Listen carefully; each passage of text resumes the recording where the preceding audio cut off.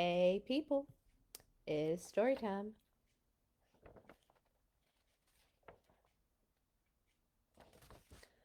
Da da da da da da da da da da da da. It's story time. Yay. I'm throwing it back to the very first story time when I didn't have fancy graphics and didn't know how to use computer programs and all I had was this piece of paper. Yay. Brought to you by social distancing. Extroverts are not okay. It is great to be with y'all online tonight. It is great to be here. We have a very special guest on my very at home workspace. Pumpkin. Yeah. Woohoo. It is great to be with y'all tonight. Tonight, our book choices are Pete the Cat and the New Guy. I love Pete's shoes. And Jumanji! So, after careful examination of all the votes, Jumanji won by 2. And yes, they were by actual real people votes and not by robo votes. Real actual votes.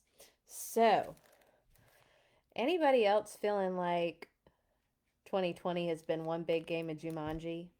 Me. So I figured this book would speak to some people. Now, anybody that has seen the Robin Williams Jumanji or the Rock one with him, that one's pretty good too. But this is the original Jumanji. Really exciting. And we're going to get started. So here we go. Comment below to say hi.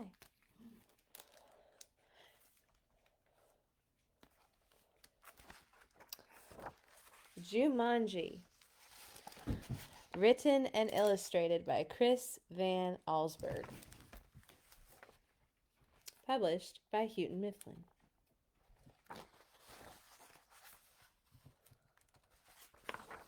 All right. Now remember, Mother said, your father and I are bringing some guests by after the opera, so please keep the house neat. Quite so, added Father, tucking his scarf inside his coat. I don't know if they're British or not, but I'm pretending. Mother peered into the hall mirror and carefully pinned her hat in place, then knelt and kissed both children goodbye. When the front door closed, Judy and Peter giggled with delight. They took all the toys out of their toy chest and made a terrible mess. But their laughter slowly turned to silence till finally Peter slouched in the chair. You know what? He said. I'm really bored. Me too, sighed Judy. Why don't we go outside and play?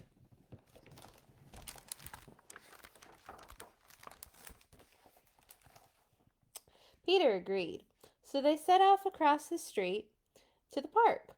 It was cold for November. The children could see their breath like steam. They rolled in the leaves, and when Judy tried to stuff some leaves down Peter's sweater, he jumped up and ran behind a tree. When his sister caught up with him, he was kneeling at the foot of the tree, looking at a long, thin box. What's that? Judy asked. It's a game, said Peter, handing her the box. Jumanji, Judy read from the box. A jungle adventure game. Look, said Peter, pointing to a note taped to the bottom of the box.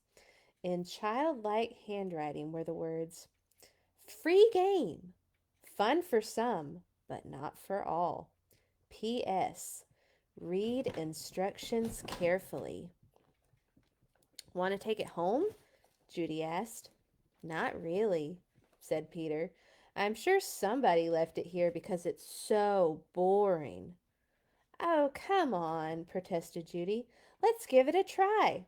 Race you home. And she ran off with Peter at her heels.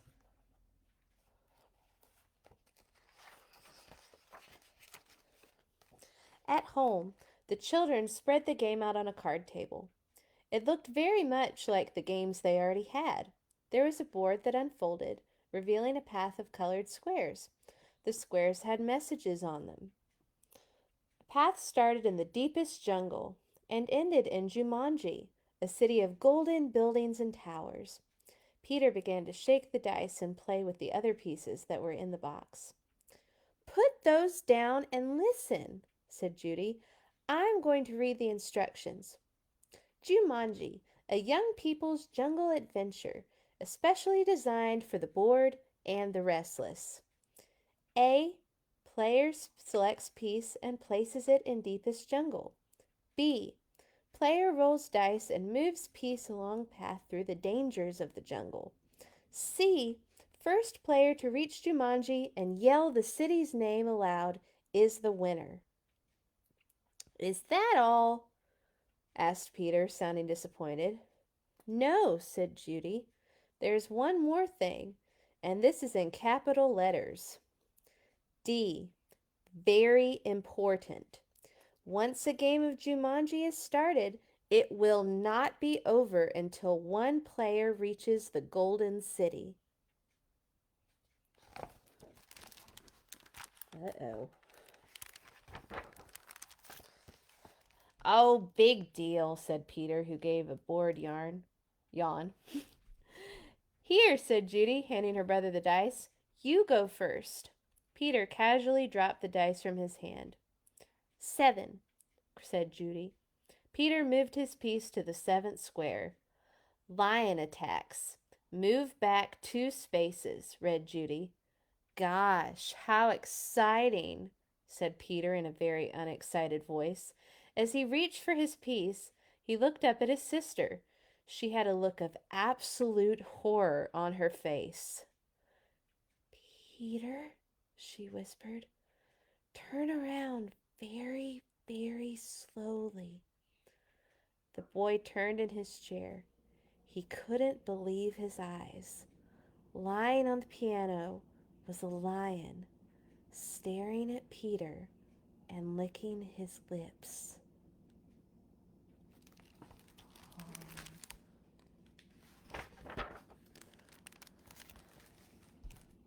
The lion roared so loud it knocked Peter right off his chair. The big cat jumped to the floor.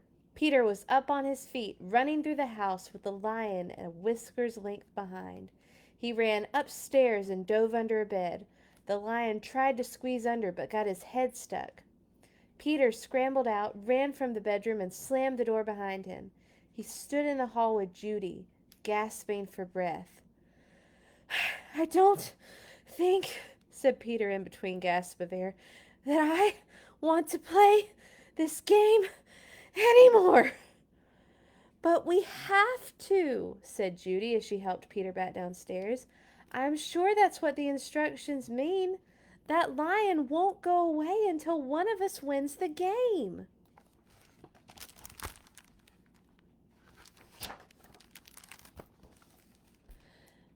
Peter stood next to the card table. "Can't we just call the zoo and have him taken away?" From upstairs came the sounds of growling and clawing at the bedroom door. "Or maybe we could wait till Father comes home." "No one would come from the zoo because they wouldn't believe us," said Judy. "And you know how upset Mother would be if there was a lion in the bedroom. Well, I'd say. We started this game, and now we have to finish it." Peter looked down at the game board. What if Judy rolled a 7? Then there'd be 2 lions. For an instant, Peter thought he was going to cry. Then he sat firmly in his chair and said, "Let's play." Judy picked up the dice, rolled an 8, and moved her piece. "Monkeys steal food. Miss 1 turn," she read. From the kitchen came the sounds of banging pots and falling jars. The children ran in to see a dozen monkeys tearing the room apart. Oh dear.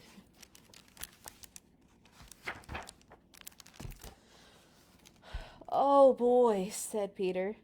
This would upset Mother even more than the lion. "Quick," said Judy, "back to the game." Peter took his turn. Thank heavens he landed on a blank space. He rolled again. "Monsoon season begins. Lose one turn." Little raindrops began to fall in the living room. Then a roll of thunder shook the walls and scared the monkeys out of the kitchen. The rain began to fall in buckets as Judy took the dice.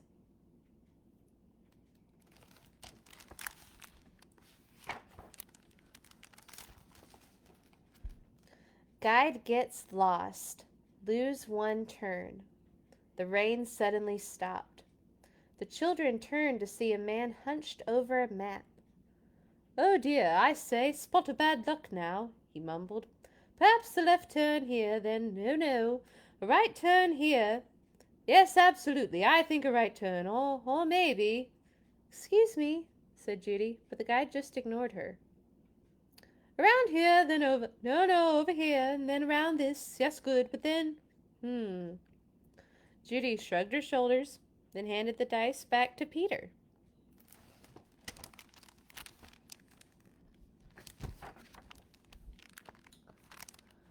4, 5, 6, he counted. Bitten by tsetse fly. Contract sleeping sickness. Lose one turn. Judy heard a faint buzzing noise and watched a small insect land on Peter's nose.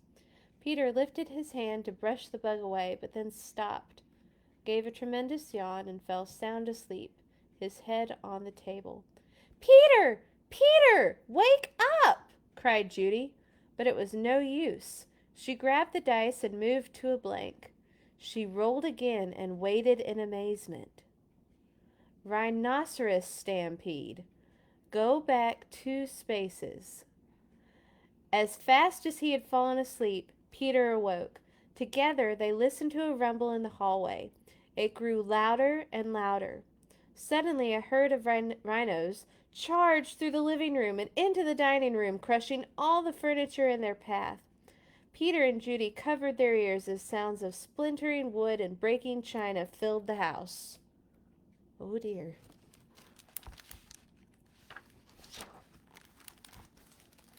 Peter gave the dice a quick tumble. Python sneaks into camp. Go back 1 space. Judy shrieked and jumped on her chair. "Over the fireplace," said Peter.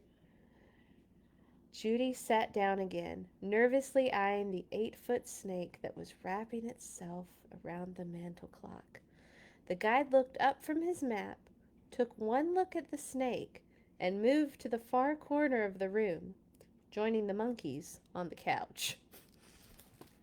If I were that guide, I'd be looking for the exit real fast. Judy took her turn and landed on a blank space. Her brother took the dice and rolled a 3.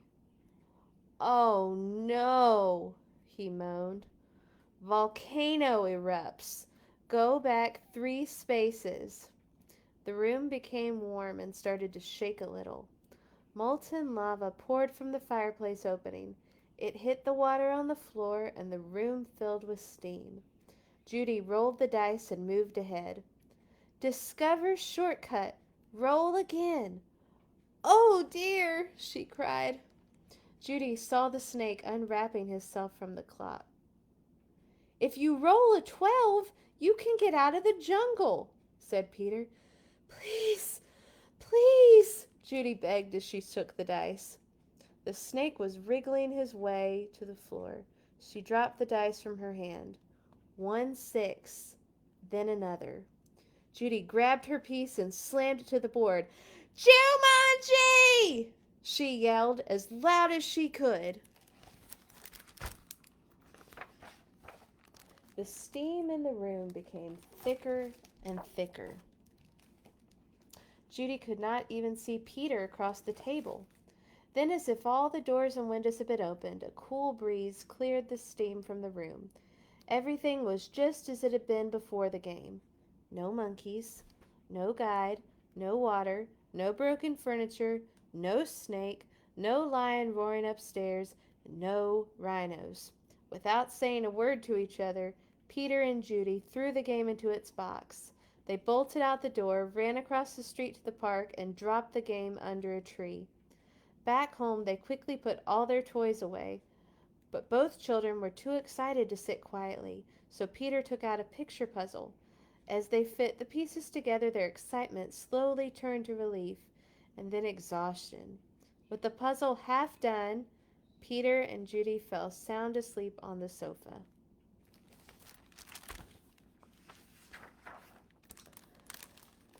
"Wake up, dears," Mother's voice called.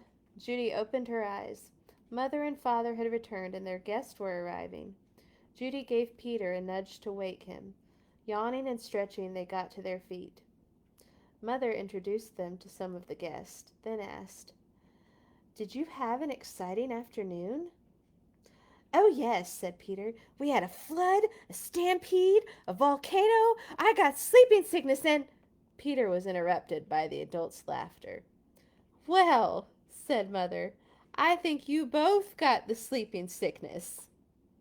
Why don't you go upstairs and put your pajamas on? Then you can finish your puzzle and have some dinner."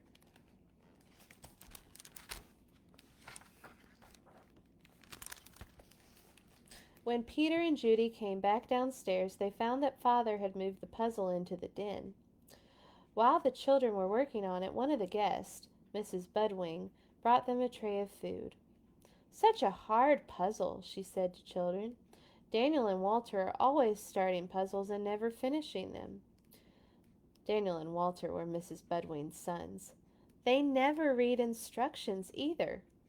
"Oh, well," said Mrs. Budwing, turning to rejoin the guests. "I guess they'll learn." Both children answered, "I hope so." But they weren't looking at Mrs. Budwing. They were looking out the window. Two boys were running through the park. They were Danny and Walter Budwing, and Danny had a long, thin box under his arm.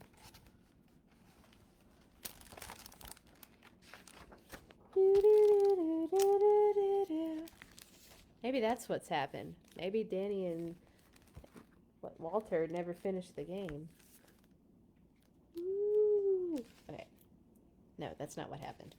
But it could be. I don't know. It's 2020. Everything's happened. They've canceled Oktoberfest. The Macy's parade's canceled. It's probably their fault. I don't know. All right. Bible story for tonight is The Warrior Leader. And my kids are going to hear this story again soon in Bible Quest, because this semester in Bible Quest on Wednesday nights at 6:30. Small plug. We're going to be talking about the journey from the Promised Land and God's chosen people. So here we go. The Warrior Leader, Joshua and the Battle of Jericho, from Joshua 3 and Joshua 6. After Moses died, God gave his people a new leader. His name was Joshua, which means the Lord saves. Joshua was going to lead God's people into the special land God had promised to give them. By this time, God's people had been wandering around in that baking desert for 40 years. So you can imagine how sick they were of sand and anything yellow and tense and walking around and being hot, and how happy they were to reach the edge of the desert and to see their beautiful new home right there in front of them, all cool and green and lovely. There was only one problem: Jericho.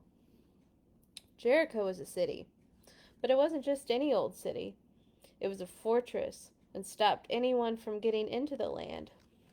The people looked at Jericho, at the big, giant, scary walls all around it, at the tall, towering ramparts, at the heavy iron gates bolted shut, and at each other.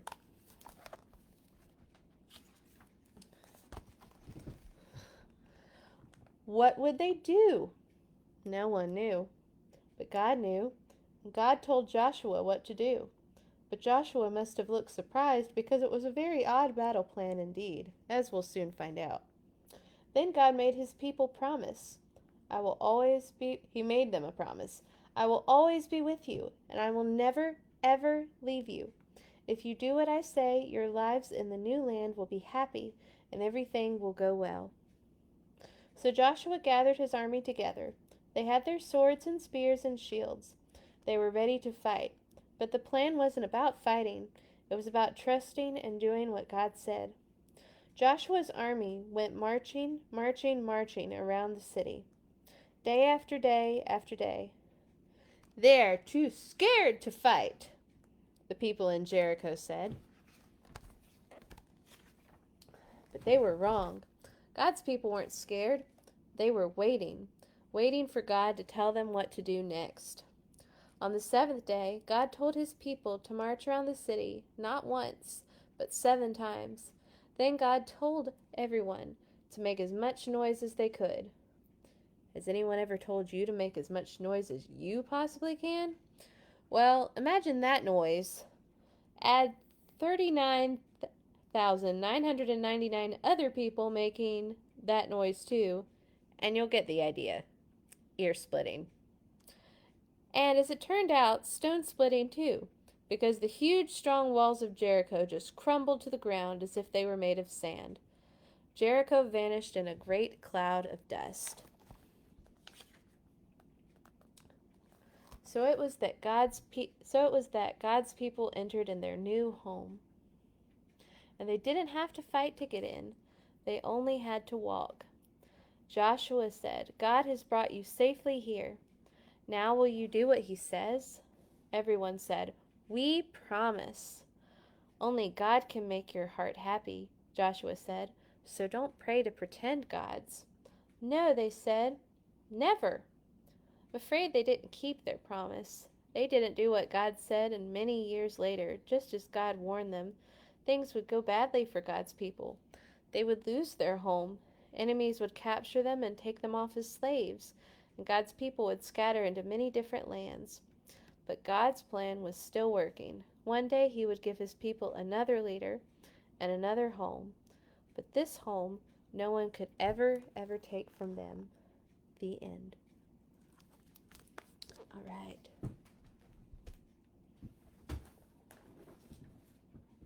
Is that a good story, Pumpkin? Did you like it?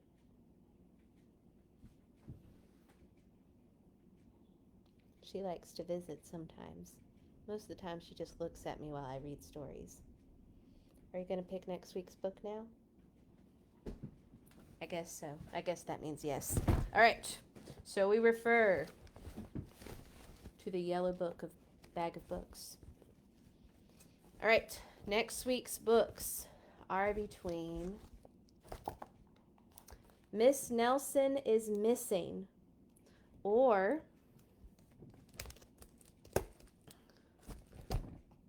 Berenstain Bears and Too Much TV. These are our books for next week. So you can vote in the comments or vote in my story next week or vote in the comments below. These are some good choices. And I will see you next week. Yay! Bye! And also, don't forget to shout, Jumanji! Maybe if we all do it, something might happen. Or people will just think we're crazy. Bye!